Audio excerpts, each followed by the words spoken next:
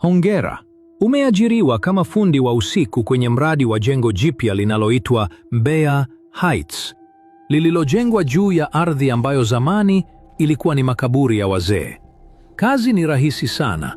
Unachotakiwa ni kumalizia sehemu ya chini ya jengo, basement, na kuhakikisha masharti yote unayafuata bila kukosea hata moja.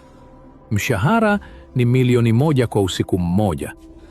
Lakini kosa moja tu, utakuwa sehemu ya ukuta unaojenga. Sharti la kwanza: ukifika site, usiwasalimie walinzi walioko getini. Kama watakuuliza jina lako, sema nimesajiliwa tayari.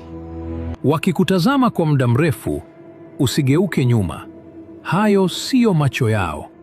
Sharti la pili: kabla hujaingia kwenye basement, utakuta chombo cha maji pembeni ya ngazi. Jipake maji hayo kwenye mikono na uso wako. Ukisahau kufanya hivyo, utasikia sauti inakuita chini ikisema, nani anajenga kaburi langu? Ukijibu tu, hautaweza kutoka tena ndani ya jengo hilo. Sharti la tatu: saa 6 kamili usiku, washa taa 3 tu. Taa ya kuingilia, ya katikati na ya mlangoni. Ukiwasha taa zaidi ya 3, jua kuna mtu mwingine anaongeza mwanga kutoka upande mwingine.